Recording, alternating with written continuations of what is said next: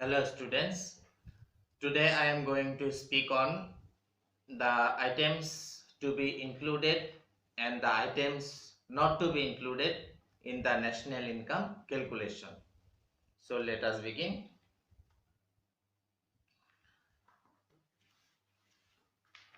First, purchase of a truck to carry goods by a production unit or by a business firm.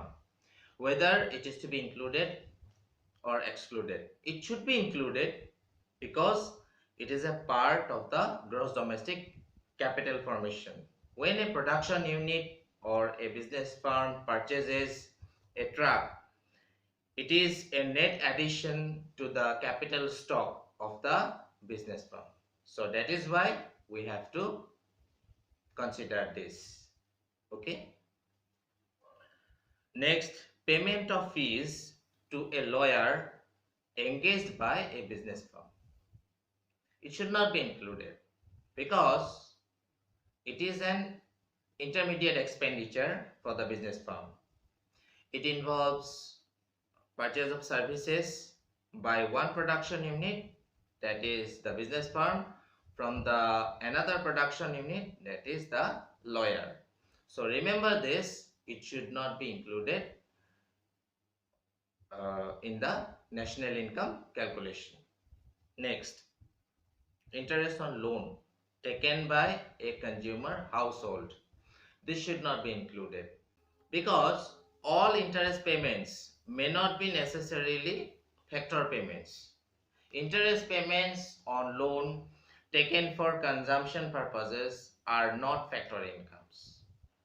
Only interest payments for loan taken for production purposes are factor incomes. Since it is clearly mentioned here that the loan is taken by the consumer household, so we should not be it should not be included in the national income.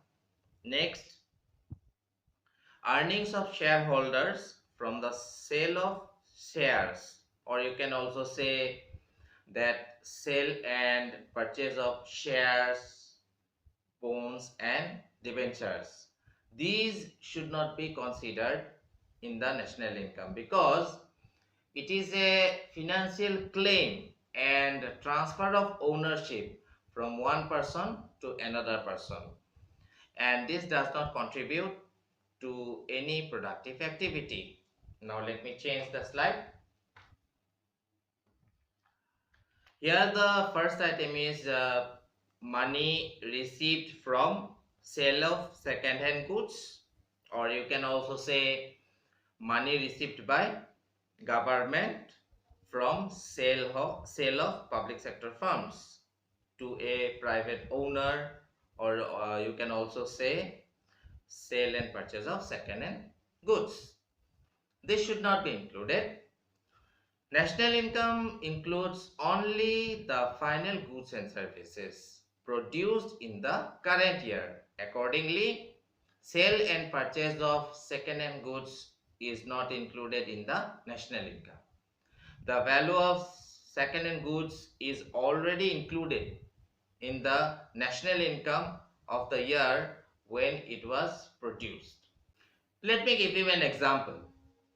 Suppose this year you purchase a book, a new book worth rupees 300. Next year, to a junior student who is junior to you, you resell that book, okay, in second-hand price, and you get rupees 100. This should not be included in the national income. Why? Because if it is included, or if the value of the second-hand good is included, this will lead to the problem of double counting. Next, indirect taxes like sales tax, excise duties, etc.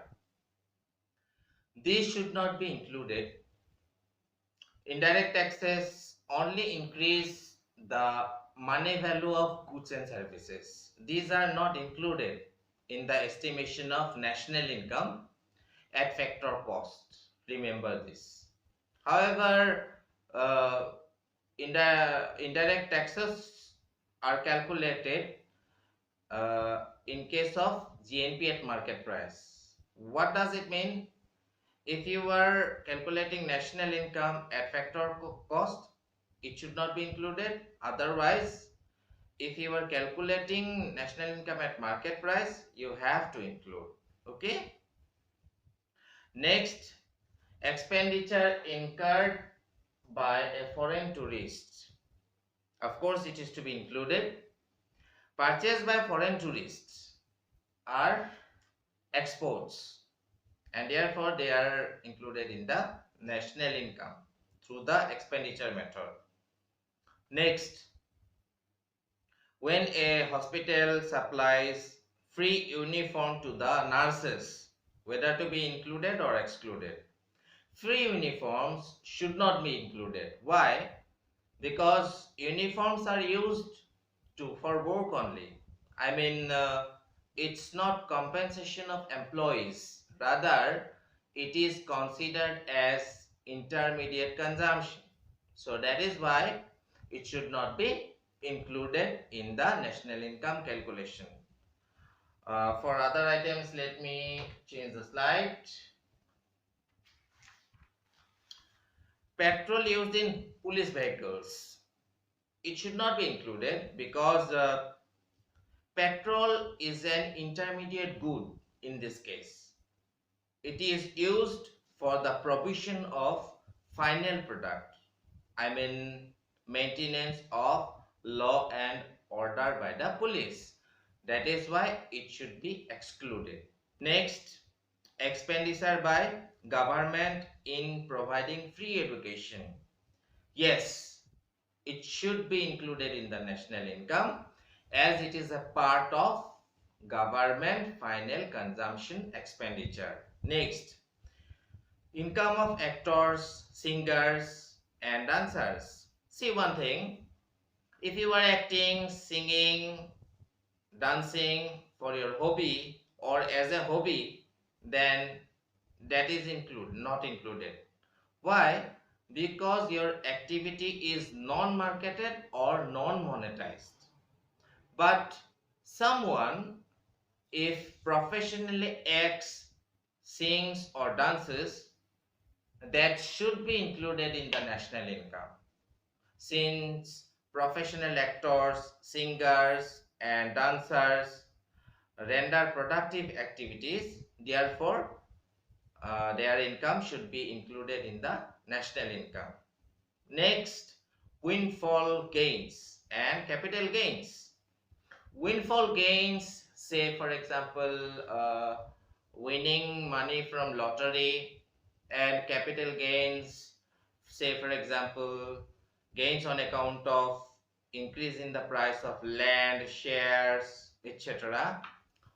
These do not add to the flow of goods and services in the economy. So that is why these are to be excluded from the national income calculation. Next, financial help received by flood victims. It will not be included in the national income as it is a transfer income. Why this is transfer income? Because the victims receive this income for doing no work actually or without rendering any service. So with this, we came to the end of this present lecture session. Today, I discussed few examples, and apart from these examples, you will get a number of examples and illustrations in your textbooks, reference books, and other study materials. So please go through those also. Thank you so much. Have a good time.